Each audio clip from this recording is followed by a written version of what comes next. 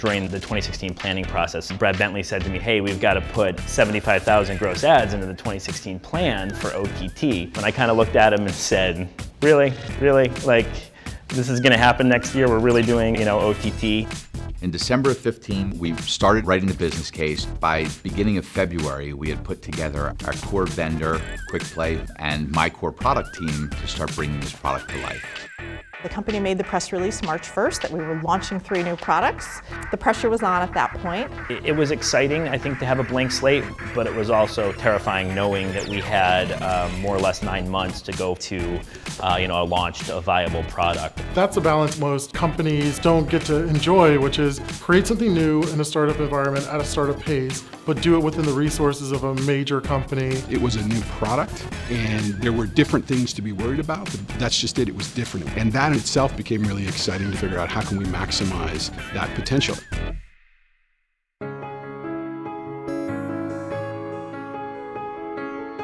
This whole thing is about content. It's all about entertaining a customer with video.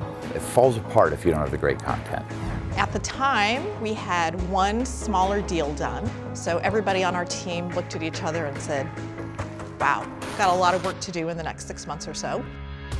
It was new territory, not just for us, but for the programmers as well. We were going to have to convince them that while we were building the platform, that we would be able to deliver the things that we were promising. For most runners, These were massive deals. We were under time pressure to do it, so yeah, we were nervous about it.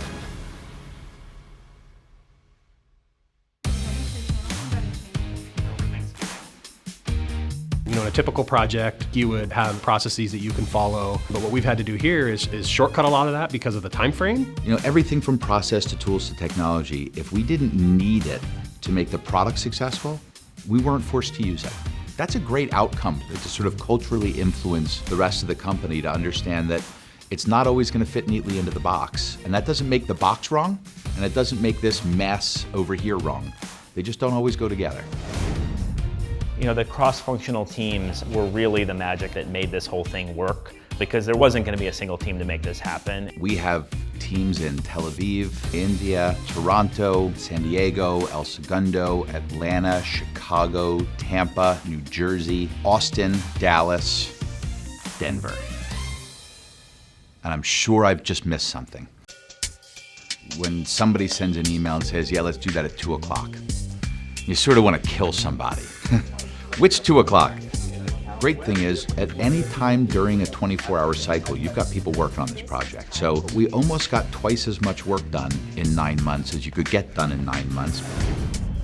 It was May when we actually had a real end-to-end walkthrough of the framework of the whole application with John Stanky and Randall. They challenged us on a lot of things and really sort of set the future vision of the product. We want to make sure we're all prepared and level set around pricing, packaging, launch readiness, etc. A big piece of the innovation was around using the steering committee to help steward the project forward in a really efficient fashion. What they really need is a full channel comparison, and all that goes live on day of launch. Having a steerco that represents every leader, basically in the entertainment group, was kind of awesome. On a regular basis, we checked status, we figured out where the issues were, the right people in the room to make decisions about how to move forward. We needed a mechanism to cut through the clutter, and that was Steerco. All right, ready to go? Let's do it. Okay, so this is the Experience Design Studio. This is our entire design team. People are fast at work on DirecTV Now. This is basically how we track all of our work. So we work in Agile, and we work in sprints. We're delivering work every 2 weeks. 2 to 4 weeks later, we're actually seeing that in a build. As a product manager, being able to see what I'm marketing, being able to see what we're defining a value proposition around has been incredibly valuable. The ability to see your work and criticize it and adjust it along the way, it helps fuel the next sprint and the one after that and the one after that. That kept the momentum going because you're starting to gain confidence that this thing is actually going to go out the door. At the same time, trying to make sure you have the right resources available to support customers, because this is sold online digitally, it's serviced digitally. When you told people that we were not going to have a phone number associated with this product, it's almost like I must not have heard that right. It took a lot of people out of their comfort zone. The content team had the June deadline for getting deals signed. That time frame came and went, and we still had the one deal signed. Would go into these steering committee meetings, and everything was color-coded, red, yellow, or green. And content had a big old red dot. The team just kept working on it. We wanted to turn our red dot to green. We had been working with Disney for a couple of months. It was about 5 o'clock in the morning, and we finally put pencils down and we got the Disney deal done. I just knew from that point forward, we were gonna go to market with a really good product. Knowing that Disney ESPN was a part of it, and knowing AT&T with a national video platform, the scale that we have with mobility, just the marketing machine that AT&T is, made programmers sit back and say, this is going to be big. I want to be a part of this. So then the phone started ringing. Each step along the way, the clay model that is a DirecTV Now product was getting sculpted in a more and more precise way. We immediately started to concept how we were going to present this in the marketplace. So we started to create a design for a landing experience that used video to bring the story to life and to keep the buy flow as effortless as possible. The digital support model that we created, we focused on chat and social and forums. We built all the FAQs, we built error codes into the app. We did the employee trial. It was fun to start seeing people who hadn't interacted with this product get to see it and hear their feedback. This stunningly simple, clean UI, modern, fresh, innovative design started to emerge, and you could see the elegance of what it looked like. Amazing product features were being rolled out, like HBO for $5. These amazing hardware offers. Things were changing and moving. You could feel like palatable energy moving forward.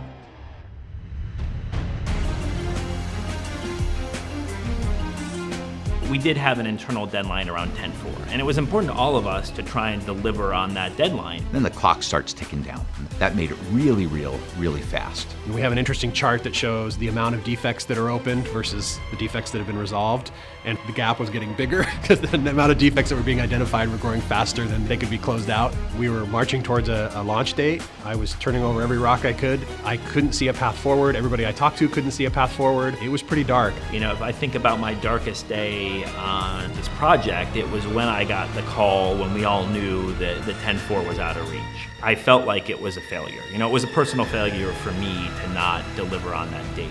That was a tough pill to swallow. Second week of November, a reporter actually hacked into our support center, grabbed a bunch of information and decided to get an exclusive. You know, that was a pretty rough go considering we worked so hard to keep things so tightly held. But at the end of the day, it didn't do anything to momentum. It only helped it to know that people were clamoring for it. Today we had our go, no go. Sounds like Larry says go. We gotta go. We make a decision if we will actually launch the product on the date that we had determined. Here you go. Look, Here you go. That's another one. That's another go. Operations, engineering, legal, our care agents, everyone gets together and we have a vote. Guys, we're a go. And we'll follow back up on those items and on to launch on the 30th of the month. It's a go. It's a go. It's a go. All right.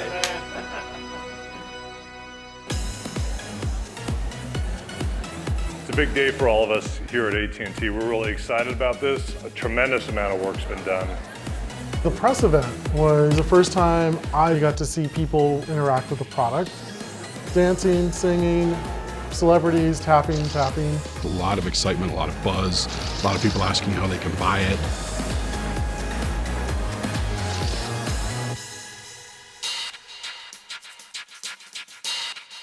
When the product finally launched, it was incredibly exciting. So psyched. We watched our dashboards just light up. 55,000 accounts we created today. So far. 3,500 concurrent streams. 35,000 gross ads at 10 a.m. That's huge. Today, everybody's sort of light as a feather. You get that great review. You see the usage numbers going up. And you sort of look at each other and realize you got it done. And then you say, we didn't finish anything. We're just starting. Just a few minutes ago, we passed 150,000 subs on the platform, which is awesome. I'm proud of the unity that we've been able to build on this team, how quickly we can execute, the way we've been able to challenge the status quo and create something that's better for our customers as a result. Thank you guys. This is a very pivotal milestone in AT&T's history. This has been a grind on a lot of people who have put nights and weekends and given up vacations and holidays to make sure this thing is awesome. This was something that felt meaningful, and I think it's really connecting with consumers. Like, I think when people feel like there's a soul behind a product, they get really behind it. We're going to just continue to iterate on it, to build more content and features around it, and it's only going to get better. We're unlocking new markets. We're taking our content that people love and we're giving it to people who haven't been able to get it before. This is mobile video. This really defines what this merger was all about. This is the first product of a series of products where we're changing the game. We have to evolve, we have to change. This was a great example of that. I see AT&T taking big risks, taking big steps forward in terms of transformation, and I hope this project is a springboard. I hope this helps deliver on what John Stankey wanted us to do, which is help evolve AT&T, help us compete in a world that's digital first, that's software defined, and that's nimble and moves quickly and that gets things approximately right. And that's exciting. This becomes a great case study, a great trophy to hold up and say, look what happens when you do things differently. Look what we've got.